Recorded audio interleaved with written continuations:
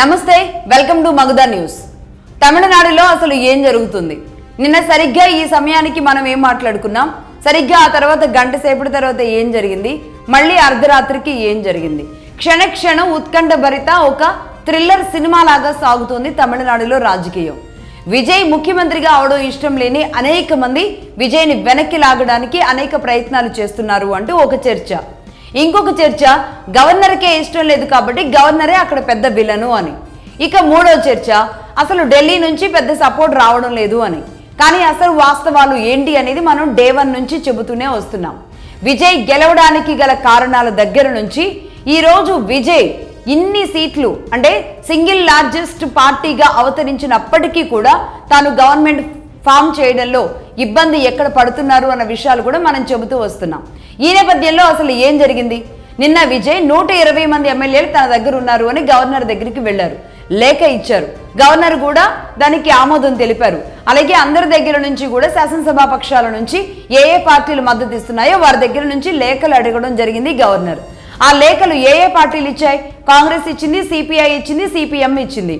కానీ IUML and VCK ఈ రెండు పార్టీలు ఇవ్వలేదు.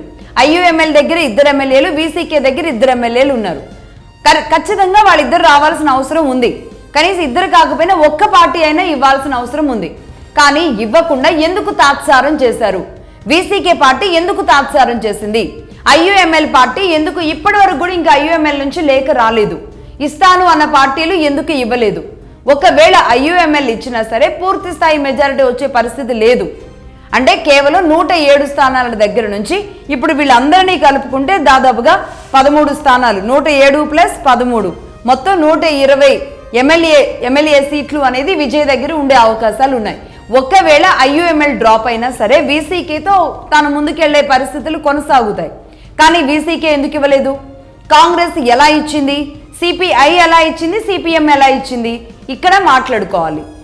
కానీ దీని గురించి కాకుండా గవర్నర్ అడ్డుపడుతున్నారు అంటూ, లేదంటే కేంద్రం అడ్డుపడుతుంది అంటూ, నిజంగానే గవర్నర్ అడ్డుపడితే విజయ్కి ఆ మాత్రం తెలియదా? విజయ్ ఇప్పటి వరకు ఒక ముఖ్యమంత్రి దాకా వచ్చిన వ్యక్తికి గవర్నరే అడ్డుపడుతున్నారు అంటే గనక రాష్ట్రపతి దగ్గరికి వెళ్ళి తాను ఇక్కడున్న లీగల్ సమస్యలన్నింటినీ వెళ్ళి రాష్ట్రపతికి విన్నవించుకోలేరా? రాష్ట్రపతి ఖచ్చితంగా రాజ్యాంగబద్ధంగా తాను సింగిల్ లార్జెస్ట్ పార్టీగా ఉన్నారు కాబట్టి విజయ్ని ఆహ్వానించండి అని చెప్పగలిగి ఉండేవాళ్ళు కదా, ఎందుకు చెప్పలేదు? అంటే ఆర్టికల్ 164, ఆర్టికల్ 164/2 ప్రకారం ఖచ్చితంగా మ్యాజిక్ ఫిగర్ కి దగ్గరగా ఉండాలి, అదే నెంబర్లో ఉండాలి. అంటే 118 అనేది ఇక్కడ నెంబర్. ఆ నెంబర్ని చేరుకునే పరిస్థితి లేదు. లేనప్పుడు గవర్నర్ ఏమీ చేయలేరు. ఆ ప్లేస్లో ఏ పార్టీ ఉన్నా కూడా ఏం చేయలేరు. కావాలని ఇక్కడ ఆయన ఎవరు, ముకుల్ రోహత్గి, ఆయన ఇదొక కృత్రిమ సందిగ్ధం, కృత్రిమ యుద్ధం తమిళనాడులో అని ఆయన మాట్లాడుతున్నారు. ఆయన ఎవరు, ఒక కాంగ్రెస్ నాయకుడు. కృత్రిమ యుద్ధం గవర్నర్ ఎందుకు చేస్తారు? అంటే ఎవరికి ఎక్కువ సీట్లు వచ్చాయో వాళ్ళని వచ్చి గవర్నమెంట్ ఫామ్ చేయండి అని పిలిస్తే మళ్ళీ ఆ తర్వాత మిగతా 2 పార్టీలు డిఎంకే, ఏఐడిఎంకే కలుస్తాయన్న రూమర్స్ కూడా మొదలయ్యాయి కదా. ఒకవేళ వాళ్ళిద్దరూ కలిసి వచ్చిన తర్వాత, కాదు విజయ్ ప్రమాణ స్వీకారం అంతా రెడీ చేసుకున్న తర్వాత మేము లెటర్ ఇస్తున్నాం, మా దగ్గర మెజారిటీ బలం ఉంది అనేది వీళ్ళిద్దరూ వచ్చారనుకోండి, అప్పుడు గవర్నర్ చేసిన దాన్ని ఇదే వ్యక్తులు, ఇదే మాట్లాడుతున్న వాళ్ళంతా ఏమంటారు? కనీసం తన 118 బల నిరూపణ తనను సీఎంగా అవ్వడానికి ముందే కొంచెం నిరూపించుకోమని చెప్పుండాల్సింది. ప్రతి శాసనసభా పక్షం నుంచి గవర్నర్కి లేఖ ఇచ్చుండాల్సింది. గవర్నర్ ఆ విషయాన్ని అడుగుండాల్సింది. ఒక గవర్నర్ స్థానంలో ఉన్న వ్యక్తి ఆర్టికల్ 164 అండ్ 164/2ని తుంగలో తొక్కారు అని ఇదే వ్యక్తులు మాట్లాడుండేవాళ్ళు. అలా కాకుండా ఈ రోజు రాజ్యాంగబద్ధంగా 4 రోజులు ఆలస్యమే అవుతుంది, కానీ విజయ్ పకడ్బందీగా గవర్నమెంట్ను ఫామ్ చేసుకోగలుగుతారు. ముఖ్యంగా ఆయా పార్టీలు వాళ్ళు కలిసి ముందుకు వెళ్లే అవకాశాలు ఉంటాయి. కాబట్టే గవర్నర్ అక్కడ ఆచితూచి జాగ్రత్తగా అడుగులు వేసిన పరిస్థితి ఉంది. ఈ నేపథ్యంలో ఇప్పటికీ 3 సార్లు గవర్నర్ని కలవడం జరిగింది. నిన్న కూడా దాదాపుగా ఈ సమయం వరకు 7-7:30 వరకు గవర్నర్ని కలిసిన విజయ్, బట్ ఆ తర్వాత ఏం జరిగిందో ఏమో తెలియదు. ఖచ్చితంగా బలం ఉంది అని చెప్పారు. బయటకు వచ్చిన తర్వాత తెలిసిన విషయం ఏంటి అంటే విసికే లెటర్ ఇవ్వలేదు. ఎందుకు ఇవ్వలేదు? అది ఎవరు తప్పు? విజయ్ తప్ప, గవర్నర్ తప్ప, లేదంటే కేంద్రంలో ఉన్న కేంద్రం తప్ప? ఎవరికి తప్పు?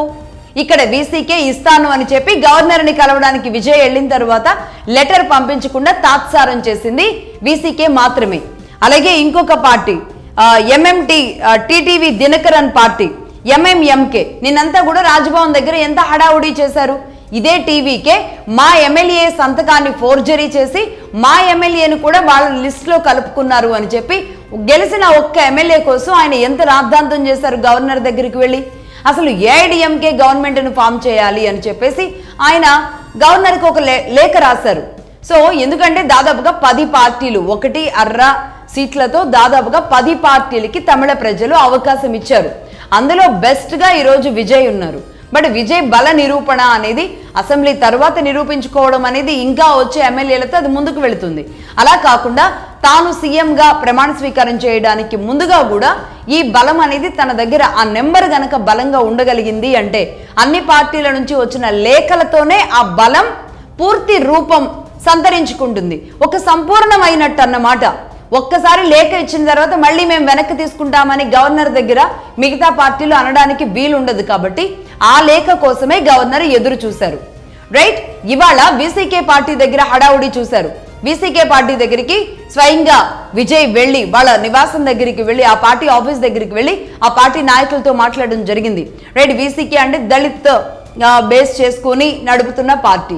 ఎందుకు ఆలస్యం జరిగింది, ఎందుకు ఇవాళ వెళ్ళి విజయ్ మాట్లాడారు, అక్కడేవో కొన్ని సోఫాలు వస్తున్నాయి, చైర్లు వస్తున్నాయి వీసీకే పార్టీ దగ్గర అని ఒక రకంగా తమిళనాడు మీడియా అంతా ఇవాళ ఉదయం నుంచి వీసీకే పార్టీ ఆఫీస్ దగ్గరే మోహరించిన పరిస్థితి ఉంది. ఎందుకు అంటే విజయ్ వెళ్ళి వాళ్ళని బుజ్జగించి వాళ్ళకి ఏమేమి ఇవ్వాలి, డబ్బు ఇవ్వాలి. ఖచ్చితంగా గెలిచిన ఇద్దరు ఎమ్మెల్యేలు మళ్ళీ గెలుస్తామో లేదో వీసీకే వస్తుందో లేదో తెలియదు కాబట్టి దీపం ఉండగానే ఇల్లు చక్కబెట్టుకోవాలి అనుకుంటారు. మంత్రి పదవులు కావాలి, అలాగే మనీ కూడా కావాలి అని అడుగుతారు. కాంగ్రెస్తో జరిగింది అదే, సిపిఐతో జరిగేది అదే, సిపిఎంతో జరిగింది అదే, 3 పార్టీలతో జరిగింది అదే. ఇక్కడ వీసీకే కూడా మరి మాకేది, మరి మా పరిస్థితి ఏంటి అని విజయ్ గవర్నర్ దాకా వెళ్లే వరకు వేచి చూసి ఒక రకంగా దెబ్బగొట్టేలాంటి పరిస్థితి వీసీకే చేసింది. నిజానికి ఇది నిన్న మాట్లాడుకొని ఉంటే ఇవాళ 11 గంటలకి అటు వెస్ట్ బెంగాల్ మాదిరిగానే విజయ్ది కూడా ప్రమాణ స్వీకారం అయిపోయి ఉండేది. కాబట్టి ఈ గేమ్ ఆడింది ఎవరు? వీసీకే పార్టీ ఆడింది. వాళ్ళకి డబ్బులు ఒప్పందాలు కుదరక, బేరసారాలు కుదరక జరిగిన ఆలస్యాన్ని గవర్నర్ మీద నెట్టడమో, బీజేపీ మీద నెట్టడమో, కేంద్రం మీద నెట్టడమో మాట్లాడుతున్న మరి గొప్ప వ్యక్తులు ముకుల్ రోహత్గి లాంటి వాళ్ళు మాట్లాడుతున్నారు అంటే ఇంకేమనుకోవాలి? అంటే ఇది కాంగ్రెస్ నిన్నేమో బంద్ నిర్వహించింది, ఇవాళేమో ముకుల్ రోహత్గితో మాట్లాడించింది, ఇంకా రేపేమో గవర్నర్ మీద యుద్ధం అని చెప్పేసి హడావుడి చేస్తారు. నిజానికి గవర్నర్ తప్పు చేస్తున్నారు అంటే ఇదే కాంగ్రెస్ పార్టీ మరి డైరెక్ట్గా రాష్ట్రపతి దగ్గరికి విజయాన్ని తీసుకెళ్లొచ్చుగా. ఎలాగో అలయన్స్ లో గవర్నర్కి లేఖ ఇవ్వడం జరిగిందిగా. 3 లేఖలు ఇచ్చిన తర్వాత ఇంకొక 2 సరిపోనప్పుడు ఆ లేఖ ఇంకొక లేఖ వచ్చే వరకు గవర్నర్ వేచి చూడాలా? పర్లేదులే 2 కదా అని లైట్ తీసుకోవాలా? ఇదేమన్నా చిన్నపిల్లల ఆట? ఇది ఎన్నికల సరళి ప్రక్రియ. అందులో భాగంగా ఒక ముఖ్యమంత్రి ఎంపిక పూర్తి స్థాయిలో రాజ్యాంగబద్ధంగా ముందుకు వెళ్ళాలి. ఎక్కడ కూడా చిన్న పొరపాటు అవకతవకకు కూడా అవకాశం ఇవ్వరు. సరే, బిహైండ్ ఏమన్నా జరగనివ్వండి, ఏం రాజకీయమైనా చేసుకునివ్వండి, బిహైండ్ ఏమన్నా చేసుకునివ్వండి, కానీ రాజ్యాంగబద్ధంగా వాళ్ళందరి నుంచి లెటర్స్ వచ్చిన తర్వాత మాత్రమే గవర్నర్ నిర్ణయం తీసుకుంటారు. సో ఈ నేపథ్యంలో ఇవాళ 120 మంది నా దగ్గర ఉన్నారు, మళ్ళీ అపాయింట్మెంట్ ఇవ్వండి అని గవర్నర్ని అడిగినప్పుడు గవర్నర్ నేను పుదుచ్చేరి వెళుతున్నాను కాబట్టి అపాయింట్మెంట్ ఇవ్వలేను అని చెప్పడం జరిగింది. దీంతో మళ్ళీ కొద్ది సెకండ్లలోనే ఈ వార్త కూడా వైరల్ అయింది. విజయ్ అడిగినా సరే గవర్నర్ అపాయింట్మెంట్ ఇవ్వలేదు అనేసి. అయితే ఆయన చెప్పింది ఏంటి? గవర్నర్ ఇవ్వడం మీన్స్ గవర్నర్ అక్కడ రాజ్భవన్ లాగా అక్కడ లోక్ భవన్ ఉంటుంది. లోక్ భవన్కి వీళ్ళు అపాయింట్మెంట్ కోసం అప్రోచ్ అయినప్పుడు మరి గవర్నర్ గారు ఉండడం లేదు, బట్ మీ దగ్గర పూర్తి స్థాయి నెంబర్ తీసుకోండి, ఆ నెంబర్ తర్వాతే రండి అని చెప్పడం జరిగింది. ఎందుకంటే ఇప్పటికి 3 సార్లు వెళ్ళడం తిరిగి రావడం. ఈ నేపథ్యంలో అంటే ముందుకు వెళుతున్నారు కానీ ఏదో ఒక పార్టీ వెనక్కి లాగుతుంది. కాబట్టి మీ దగ్గర స్పష్టమైన మెజారిటీ ఉందా? 118 మంది మీ దగ్గర ఉన్నారా, ఉంటేనే రండి అని లోక్ భవన్ విజయ్కి చెప్పడం జరిగింది.